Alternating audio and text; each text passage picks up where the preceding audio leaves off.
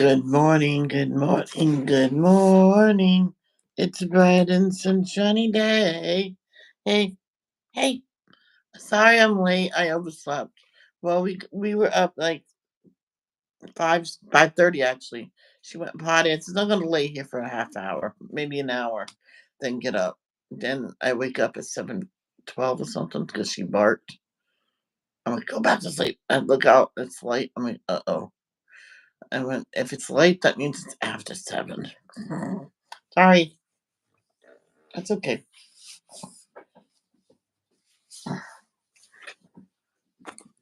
So,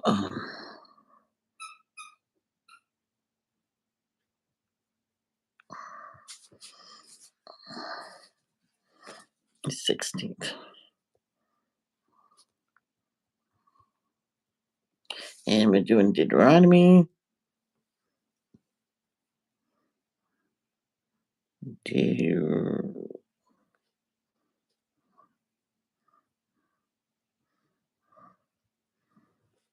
16 -25. Let's start. Oh, no, not yet. Hold on. Instagram.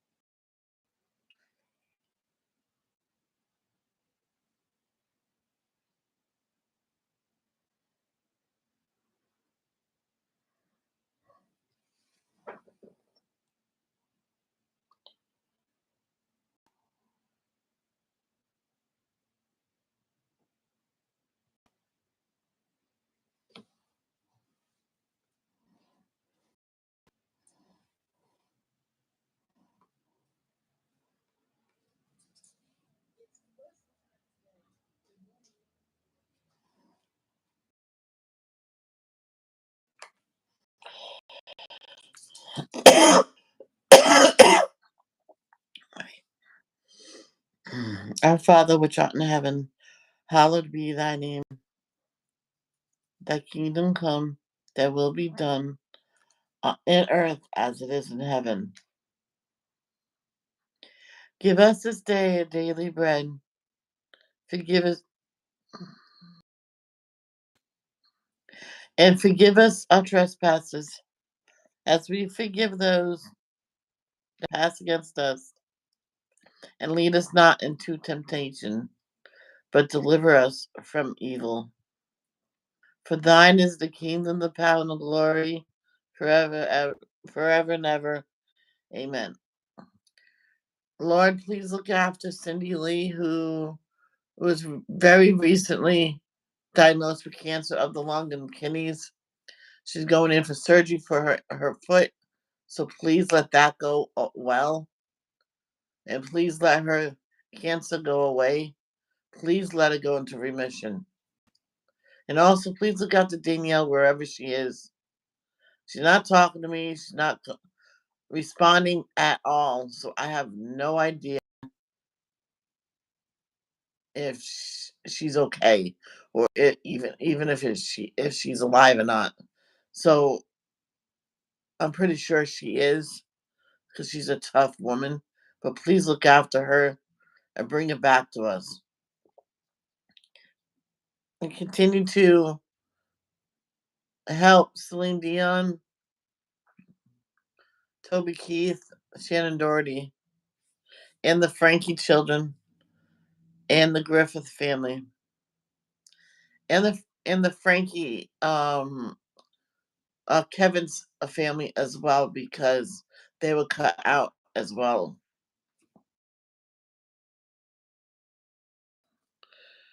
And keep my family safe and my friends safe as well. Continue to help Sabrina, Tate, Miss Diane and daughters, Arnie and Mom. Sorry. Help Arnie and Vicky and the family, Carol and the mom and all their families. But give an extra boost to Arnie, who's going through a lot. Please bring him help. Please help them in the name of Jesus. Amen. Hold on.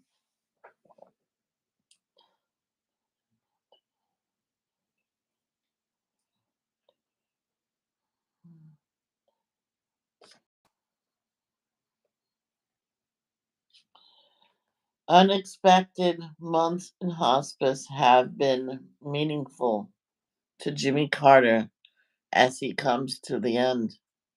Grandson says, when former President Jimmy Carter entered hospice care back in February, his family expected the 98-year-old to only have a matter of days left. His grandson, Jason Carter, tells people 7 months later, the longest living president is still watching baseball at home and enjoying time with the family that he and Rosalind built. These last several months have been surprisingly for all of us, but it's been a real blessing, Jason says, both because there's been so much additional time that we've all gotten to spend together, but also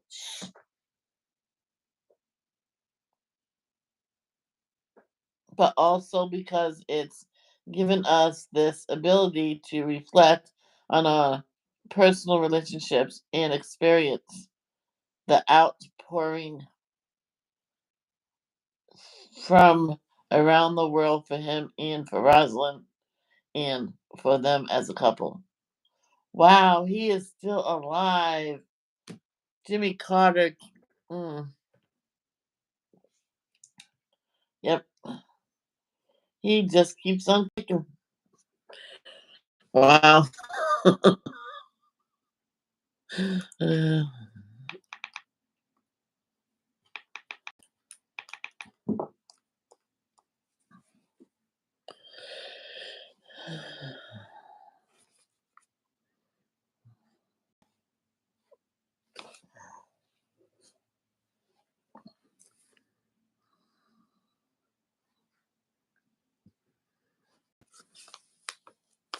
Chapter 16, Parable of the Shrewd Manager.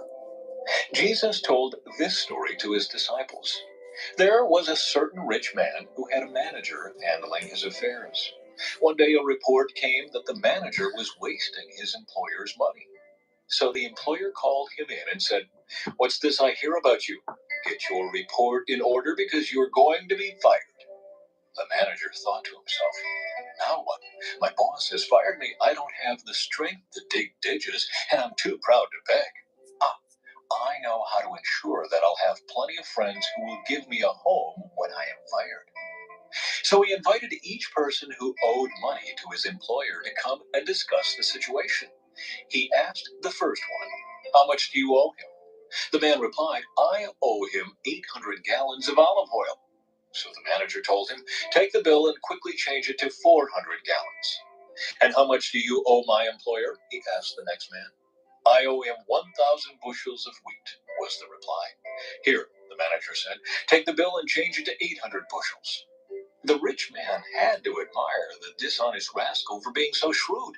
And it is true that the children of this world are more shrewd in dealing with the world around them than are the children of the light. Here's the lesson. Use your worldly resources to benefit others and make friends.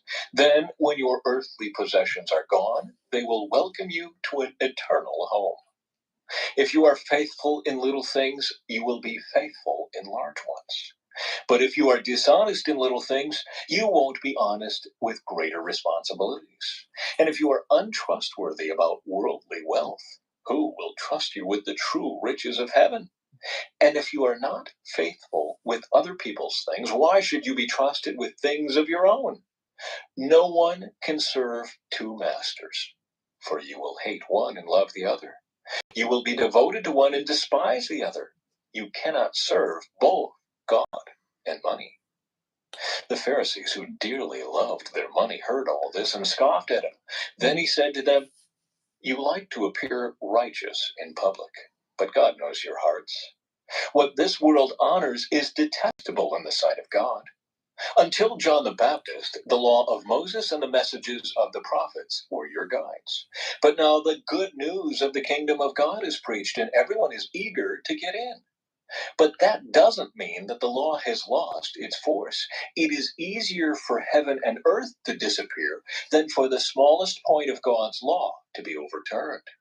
For example, a man who divorces his wife and marries someone else commits adultery.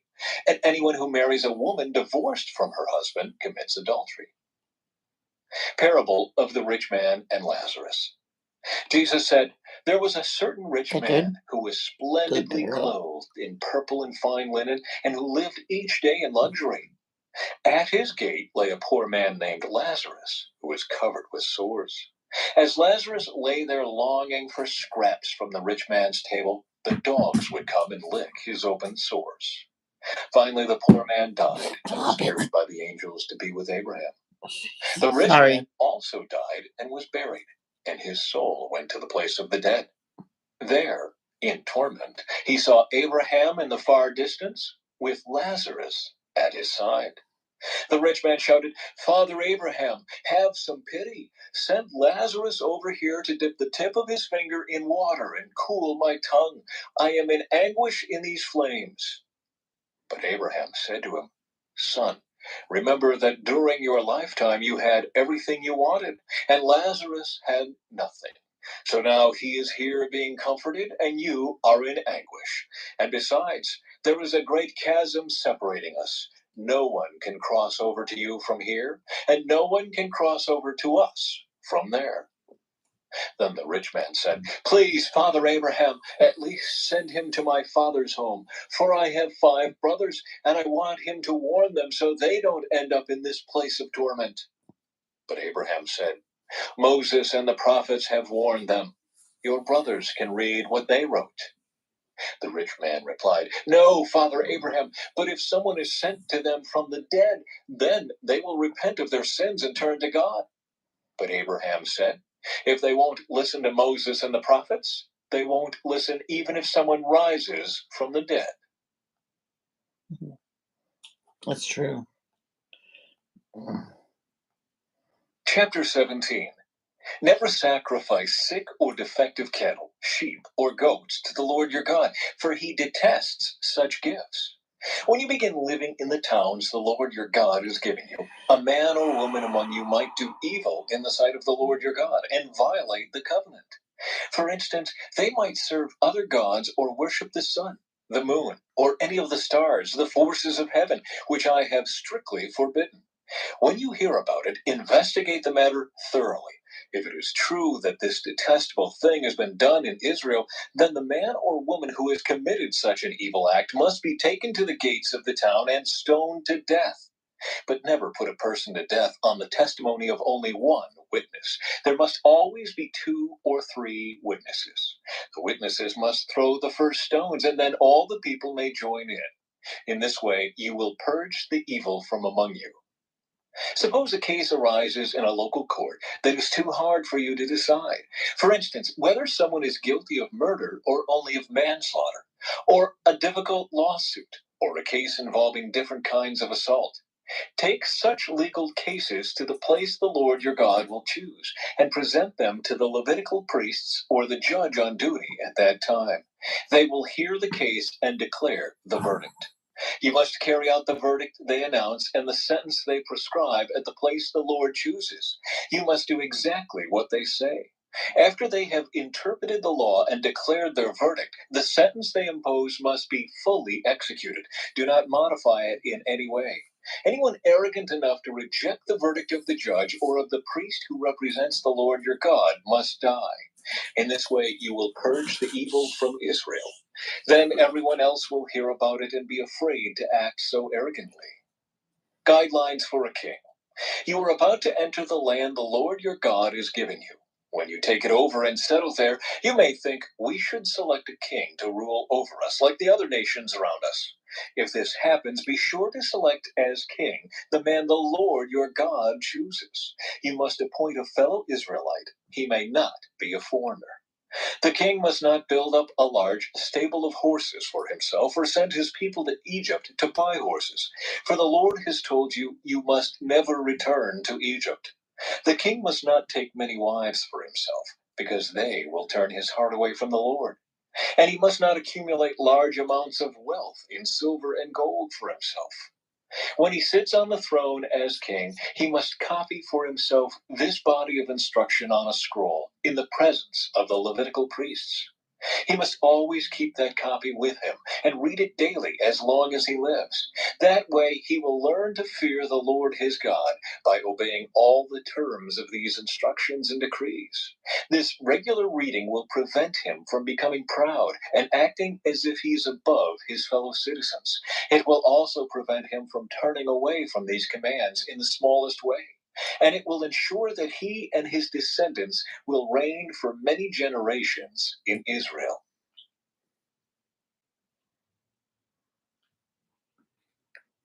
Chapter 18. Gifts for the priests and Levites. Remember that the Levitical priests, that is, the whole of the tribe of Levi, will receive no allotment of land among the other tribes in Israel. Instead, the priests and Levites will eat from the special gifts given to the Lord, for that is their share. They will have no land of their own among the Israelites. The Lord himself is their special possession, just as he promised them. These are the parts the priests may claim as their share from the cattle, sheep, and goats that the people bring as offerings: the shoulder, the cheeks, and the stomach.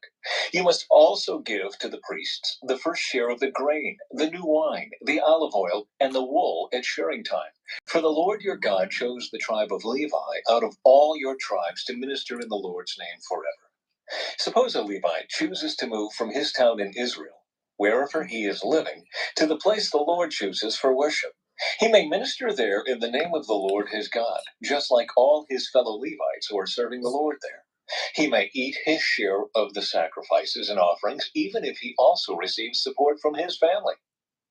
A call to holy living. When you enter the land the Lord your God is giving you, be very careful not to imitate the detestable customs of the nations living there. For example, never sacrifice your son or daughter as a burnt offering, and do not let your people practice fortune telling, or use sorcery, or interpret omens, or engage in witchcraft, or cast spells, or function as mediums or psychics, or call forth the spirits of the dead. Anyone who does these things is detestable to the Lord. It is because the other nations have done these detestable things that the Lord your God will drive them out ahead of you. But you must be blameless before the Lord your God. The nations you are about to displace consult sorcerers and fortune tellers, but the Lord your God forbids you to do such things. True and false prophets. Moses continued, the Lord your God will raise up for you a prophet like me from among your fellow Israelites. You must listen to him, for this is what you yourselves requested of the Lord your God when you were assembled at Mount Sinai.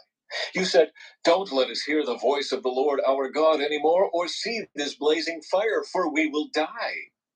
Then the Lord said to me, what they have said is right. I will raise up a prophet like you from among their fellow Israelites. I will put my words in his mouth, and he will tell the people everything I command him. I will personally deal with anyone who will not listen to the messages the prophet proclaims on my behalf.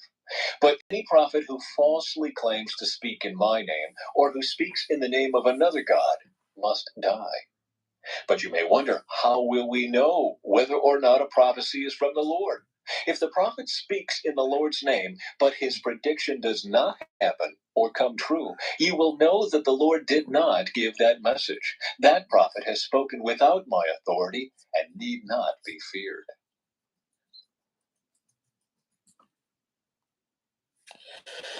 Chapter 19. Cities of Refuge. When the Lord your God destroys the nations whose land he is giving you, you will take over their land and settle in their towns and homes. Then you must set apart 3 cities of refuge in the land the Lord your God is giving you. Survey the territory and divide the land the Lord your God has given you into 3 districts, with one of these cities in each district. Then anyone who has killed someone can flee to one of the cities of refuge for safety. If someone kills another person unintentionally, without previous hostility, the slayer may flee to any of these cities to live in safety. For example, suppose someone goes into the forest with to cut wood, and suppose one of them swings an axe to chop down a tree, and the axe head flies off the handle, killing the other person. In such cases, the slayer may flee to one of the cities of refuge to live in safety. If the distance to the nearest city of refuge is too far, an enraged avenger might be able to chase down and kill the person who caused the death. Then the slayer would die unfairly, since he had never shown hostility toward the person who died. That is why I am commanding you to set aside 3 cities of refuge. And if the Lord your God enlarges your territory as he swore to your ancestors and gives you all the land he promised them, you must designate 3 additional cities of refuge. He will give you this land if you are careful to obey all the commands I have given you, if you always love the Lord your God and walk in his ways. That way you will prevent the death of innocent people in the land the Lord your God is giving you as your special possession. You will not be held responsible for the death of innocent people. But suppose someone is hostile toward a neighbor and deliberately ambushes and murders him, and then flees to one of the cities of refuge. In that case, the elders of the murderer's hometown must send agents to the city of refuge to bring him back and hand him over to the dead person's avenger to be put to death. Do not feel sorry for that murderer. Purge from Israel the guilt of murdering innocent people, then all will go well with you. Concern for justice. When you arrive in the land the Lord your God is giving you as your special possession, you must never steal anyone's land by moving the boundary markers your ancestors set up to mark their property. You must not convict anyone of a crime on the testimony of only one witness. The facts of the case must be established by the testimony of 2 or 3 witnesses. If a malicious witness comes forward and accuses someone of a crime, then both the accuser and accused must appear before the Lord by coming to the priests and judges in office at that time. The judges must investigate the case thoroughly. If the accuser has brought false charges against his fellow Israelite, you must impose on the accuser the sentence he intended for the other person. In this way, you will purge such evil from among you. Then the rest of the people will hear about it and be afraid to do such an evil thing. You must show no pity for the guilty.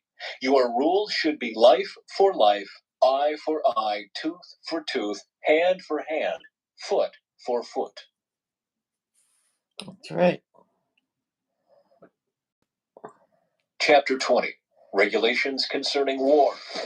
When you are about to fight your enemies, and you face horses and chariots, and an army greater than your own, do not be afraid. The Lord your God, who brought you out of the land of Egypt, is with you. When you prepare for battle, the priest must come forward to speak to the troops. He will say to them, "Listen to me, all you men of Israel.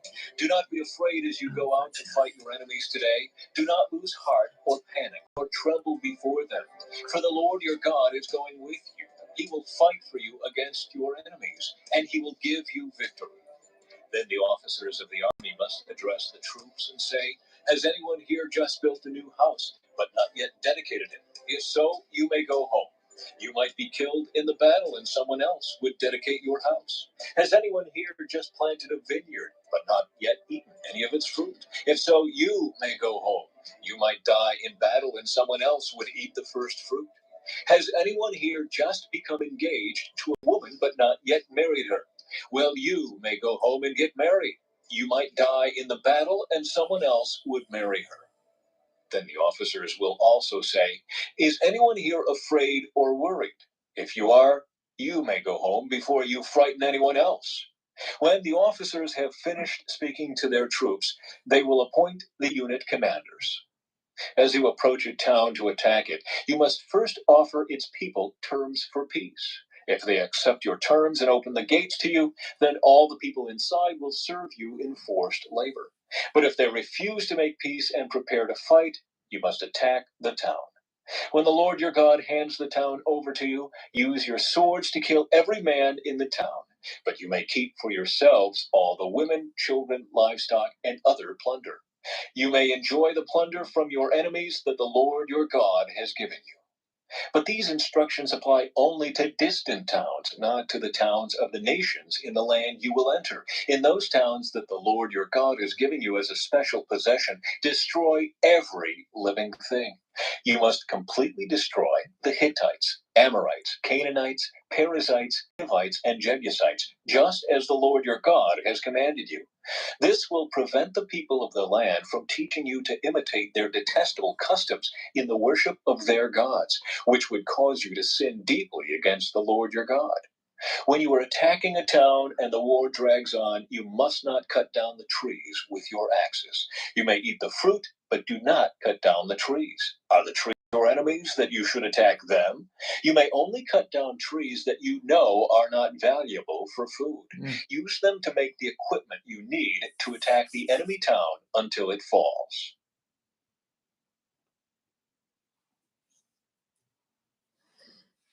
Chapter 21. Cleansing for Unsolved Murder. When you are in the land the Lord your God is giving you, someone may be found murdered in a field, and you don't know who committed the murder.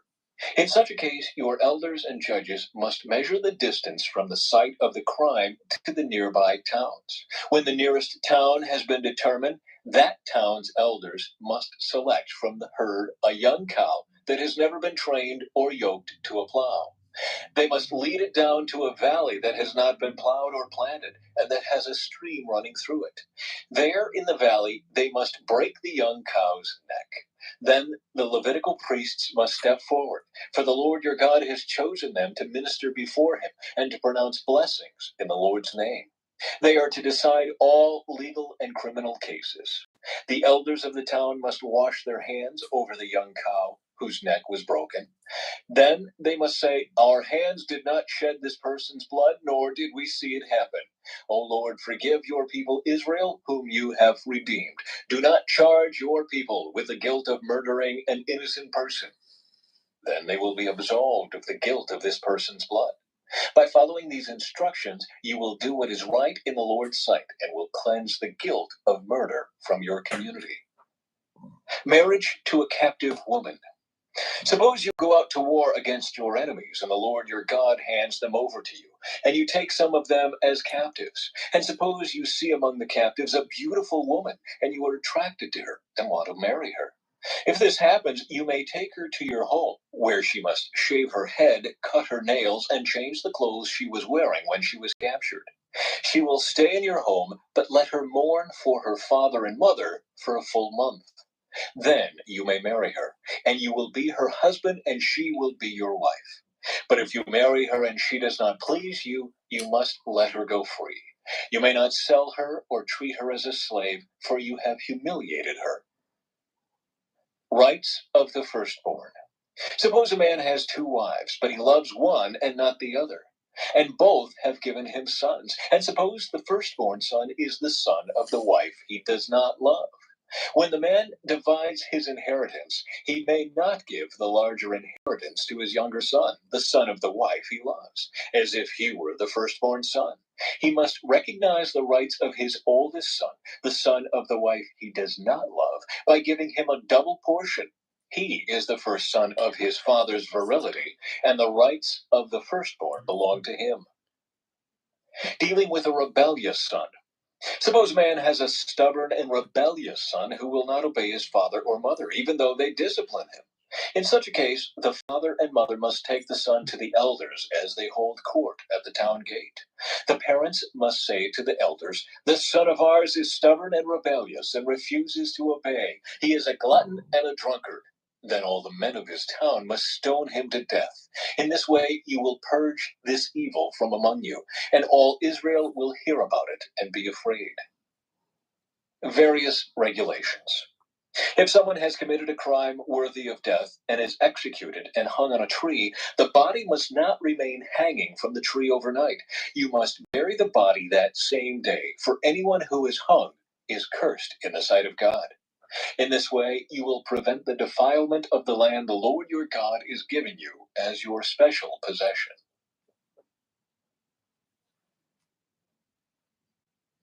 Chapter 22. If you see your neighbor's ox or sheep or goat wandering away, don't ignore your responsibility. Take it back to its owner. If its owner does not live nearby, or you don't know who the owner is, take it to your place and keep it until the owner comes looking for it. Then you must return it. Do the same if you find your neighbor's donkey, clothing, or anything else your neighbor loses. Don't ignore your responsibility. If you see that your neighbor's donkey or ox has collapsed on the road, do not look the other way. Go and help your neighbor get it back on its feet. A woman must not put on men's clothing, and a man must not wear women's clothing. Anyone who does this is detestable in the sight of the Lord your God. If you happen to find a bird's nest in a tree or on the ground, and there are young ones or eggs in it with the mother sitting in the nest, do not take the mother with the young. You may take the young, but let the mother go, so that you may prosper and enjoy a long life. When you build a new house, you must build a railing around the edge of its flat roof. That way, you will not be considered guilty of murder if someone falls from the roof. You must not plant any other crop between the rows of your vineyard. If you do, you are forbidden to use either the grapes from the vineyard or the other crop. You must not plow with an ox and a donkey harnessed together. You must not wear clothing made of wool and linen woven together. You must put 4 tassels on the hem of the cloak with which you cover yourself, on the front, back, and sides. Regulations for sexual purity. Suppose a man marries a woman, but after sleeping with her, he turns against her and publicly accuses her of shameful conduct, saying, "When I married this woman, I discovered she was not a virgin." Then the woman's father and mother must bring the proof of her virginity to the elders as they hold court at the town gate. Her father must say to them, "I gave my daughter to this man to be his wife, and now he has turned against her. He has accused her of shameful conduct, saying, 'I discovered that your daughter was not a virgin. But here is the proof of my daughter's virginity.' Then they must spread her bedsheet before the elders. The elders must then take the man and punish him. They must also fine him 100 pieces of silver, which he must pay to the woman's father, because he publicly accused a virgin of Israel of shameful conduct. The woman will then remain the man's wife, and he may never divorce her. But suppose the man's accusations are true, and he can show that she was not a virgin. The woman must be taken to the door of her father's home, and there the men of the town must stone her to death, for she has committed a disgraceful crime in Israel by being promiscuous while living in her parents' home. In this way you will purge this evil from among you. If a man is discovered committing adultery, both he and the woman must die. In this way you will purge Israel of such evil. Suppose a man meets a young woman, a virgin, who is engaged to be married, and he has sexual intercourse with her. If this happens within a town, you must take both of them to the gates of that town and stone them to death. The woman is guilty because she did not scream for help. The man must die because he violated another man's wife. In this way, you will purge this evil from among you. But if the man meets the engaged woman out in the country and he rapes her, then only the man must die. Do nothing to the young woman. She has committed no crime worthy of death. She is as innocent as a murder victim. Since the man raped her out in the country, it must be assumed that she screamed, but there was no one to rescue her. Suppose a man has intercourse with a young woman who is a virgin, but is not engaged to be married. If they are discovered, he must pay her father 50 pieces of silver. Then he must marry the young woman because he violated her, and he may never divorce her as long as he lives. A man must not marry his father's former wife, for this would violate his father.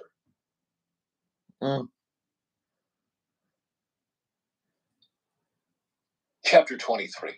Regulations concerning worship.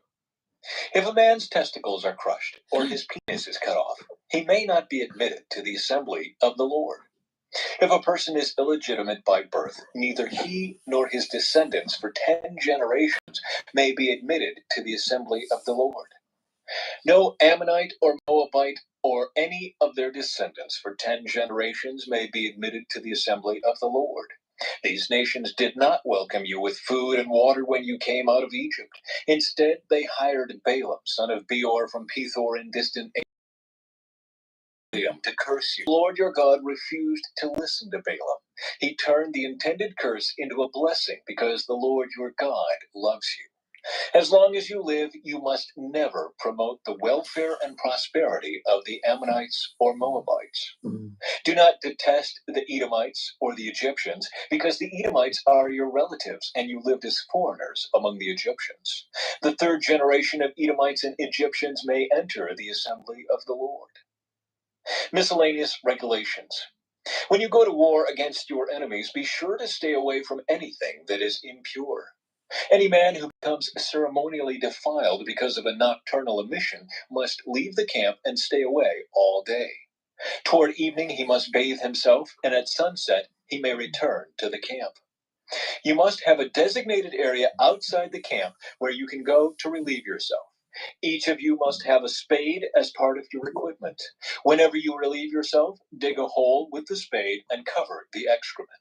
The camp must be holy, for the Lord your God moves around in your camp to protect you and to defeat your enemies. He must not see any shameful thing among you, or he will turn away from you. If slaves should escape from their masters and take refuge with you, you must not hand them over to their masters. Let them live among you in any town they choose and do not oppress them. No Israelite, whether man or woman, may become a temple prostitute.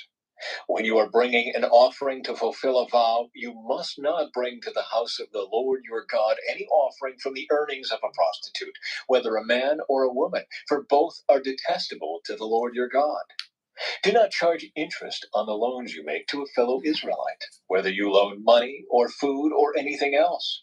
You may charge interest to foreigners, but you may not charge interest to Israelites, so that the Lord your God may bless you in everything you do in the land you are about to enter and occupy.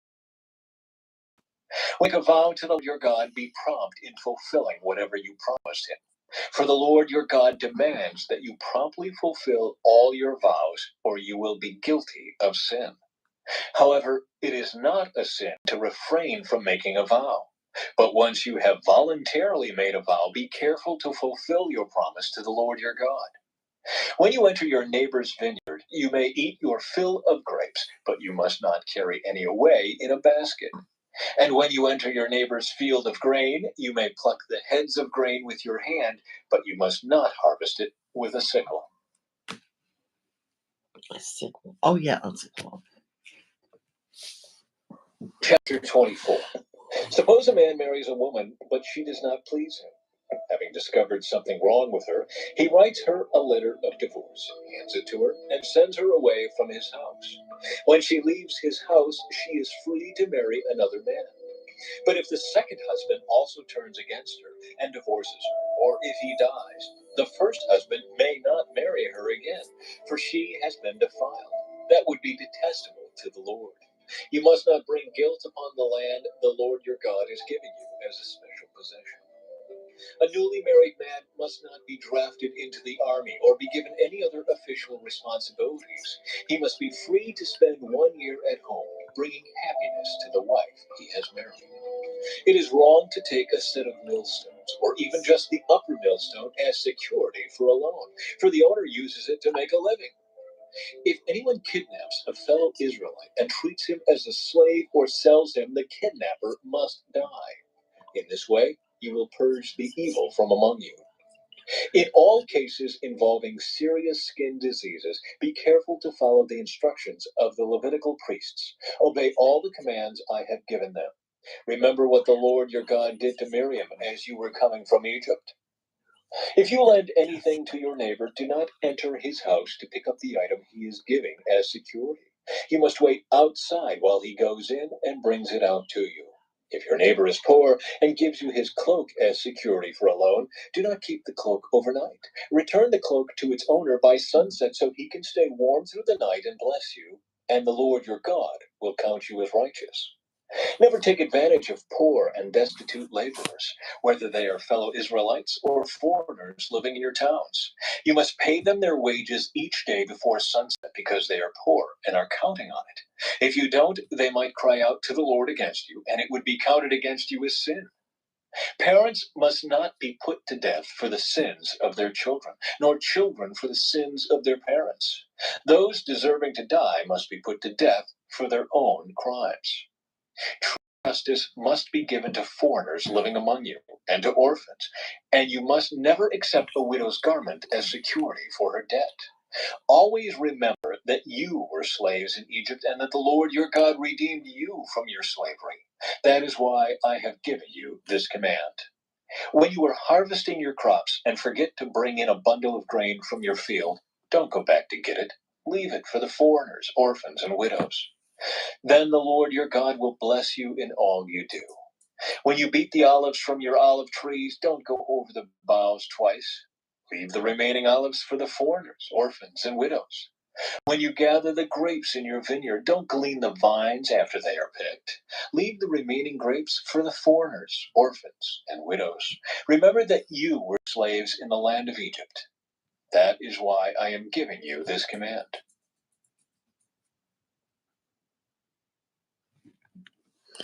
Chapter 25. Oh, yeah, that's the last one. Suppose two people take a dispute to court, and the judges declare that one is right and the other is wrong. If the person in the wrong is sentenced to be flogged, the judge must command him to lie down and be beaten in his presence with the number of lashes appropriate to the crime.